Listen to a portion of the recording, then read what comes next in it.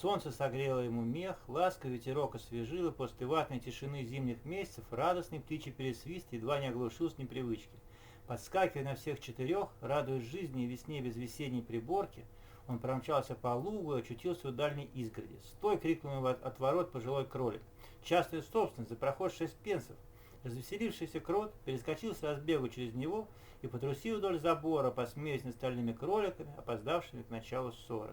«Луковый соус! Под луковым соусом!» презрительно бросил крот и был таков, прежде чем они успели придумать достойный ответ. Кроликам ничего не оставалось, кроме как обвинять друг друга в нерасторопности. «Балбес, ты бы ему сказал! А ты-то что молчал? Нужно было ответить так вот!» Но все это было уже поздно и ни к чему. Вокруг было так хорошо, что крот на секунду зажмурился. Он весело бежал по лугам и рощицам вдоль живых изгородей, и всюду птицы строили гнезда, почки лопались, цветы распускались, все были очень счастливы и очень заняты. Но странное дело, крота не мучили ни угрызения совести, ни воспоминания о этом коридоре. Наоборот, так хорошо было слоняться бездельником среди озабоченных сограждан.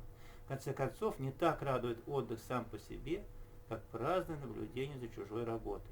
Счастье, казалось, было уже полным, когда он вышел на берег большой реки. Первый раз в жизни крот увидел реку. Ее всхолмленная гладь, как сытый зверь, неслась мимо и усмехалась, урчая, хватала все, до чего могла дотянуться.